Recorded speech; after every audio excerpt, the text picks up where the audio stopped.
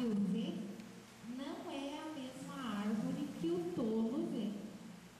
Então são os diferentes olhares. E depois aqui tem outra citação que fala que a primeira tarefa da educação é ensinar a ver. No momento que o aluno começa a ver, a analisar com os seus próprios olhos, não vendo só aquilo que o professor quer que ele veja, né? Mas aquilo que ele está sentindo começa a ter sentido para ele, e a aprendizagem acontece, e as relações acontecem. Tem outra parte do texto que fala que a diferença se encontra no lugar onde os olhos são guardados.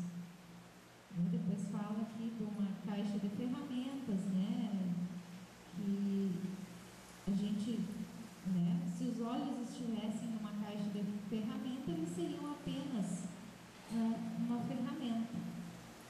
Se estaria numa caixa de brinquedo, né? Poderia ser visto aos olhos de uma criança, né? Outra. O que é uma caixa de brinquedo aos olhos de uma criança? São muitas expectativas, imaginações, né? Brincadeiras, que até um próprio brinquedo, cada criança, né? Pode pegar o mesmo brinquedo, mas a brincadeira que ele vai fazer é diferente. O mesmo jogo, as regras que ele vai criar vão ser diferentes. Então, é nesse sentido o texto. A complicada arte do ver. E o slogan? O slogan é uma visão, um olhar, diferentes visões. Eu sou Lani, sou da Vera, e eu e a Maria. O nascimento do pensamento é igual ao nascimento de uma criança. Tudo começa com um ato de amor. Uma semente há de ser depositada no ventre vazio. E a semente do pensamento é o sonho. Por isso, os educadores, antes de serem especialistas em ferramentas do saber, deveriam ser especialistas em amor.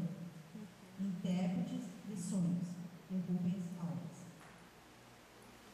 Então, o nosso texto vem de acordo com tudo que nós estamos vendo nos últimos dias, que é a escola dos sonhos.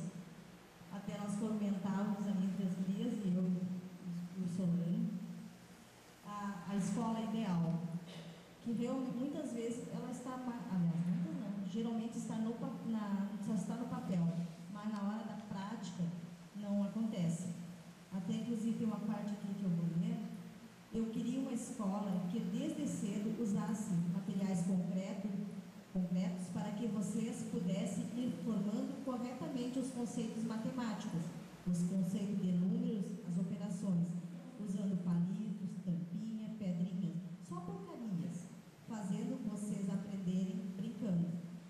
E essa escola faz anos que a gente ouve, estuda, debate, trabalha para que ela aconteça, mas na hora da prática ela acaba sendo a mesma escola tradicional, a gente acaba ensinando da mesma forma que nós fomos ensinados, a gente não consegue se desligar da escola que a gente aprendeu daquela forma.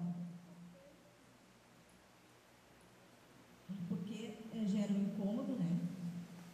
É uma grande mudança, tem que trabalhar mais, tem que pesquisar mais, tem que estudar mais, planejar mais, e a gente vive sempre em função daquela, não tem o tempo. Às vezes a gente não tem organização do tempo da gente, né? Aí ela aqui no final da segunda parte do texto é como se fosse uma oração, um Pai Nosso pedindo a Deus que mude a nossa escola, a nossa forma de trabalhar, que a gente não copie texto por copiar, mas que crie texto para a vida. Que também que a escola não ensinasse só a conviver, a repetir, ouvindo aquilo que a gente já escreveu, já copiou, mas que a gente conseguisse a criar, a cooperar, a respeitar e a esperar. E antes de que eu me esqueça, que Deus que livre vocês de um professor incompetente, para vocês, professores,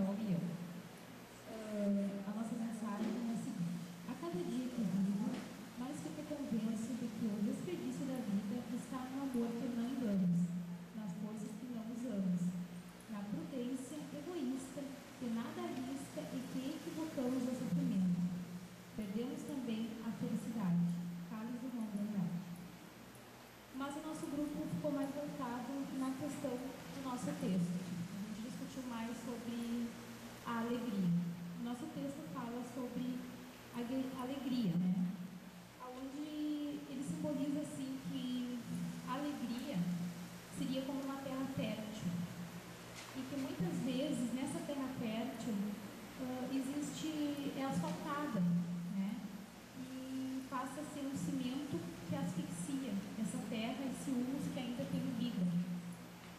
Então nós, como educadores, a gente discutiu a questão como se a terra fértil fosse os nossos alunos, né? As crianças, principalmente a professora Silvia, da educação infantil, colocou várias situações, a Diana e tal, aonde a criança chega com uma terra fértil, né? Com muita alegria, onde a gente vê aquele brilho no olhar, aquela vontade de descobrir as coisas, aquela sede, né, de brincar, de aprender, de imaginar. E muitas vezes o professor faz essa compactação, né? Coloca o cimento, coloca o asfalto sobre a terra fértil. E ali, essa alegria vai sendo apagada a cada dia. Aonde o texto também salienta que a tristeza não é o antônimo da alegria, né? Que essa tristeza se dá pelo fato de as crianças serem tão reprimidas, a gente ser tão reprimida no dia a dia, que acabamos então, né, chegando até essa tristeza. Então eu digo assim, ó, que sorte da criança, que ainda é uma terra úmida, né, como fala no texto, onde ache alguém, ou que ela tenha força própria, de conseguir fazer uma rachadura nesse cimento tão compactado e conseguir brotar. Então, nós acreditamos, né, porque o nosso slogan, onde a gente fala, alegria, a força criativa do ser humano, que sem alegria a gente não tem a criatividade e não tem a força de viver. Então, por esse motivo, a gente acredita muito assim, ó, que o professor também não pode ter aquela imagem de que para ser um bom professor, para impor o respeito aos alunos, que ele tem que ser sério, mas sim deixar transparecer a sua alegria, o seu brilho no olhar e mostrar para as crianças, né, que dentro da nossa sala de aula não é lugar de punições, não é lugar de angústias, mas sim de raciocínio, mas com alegria,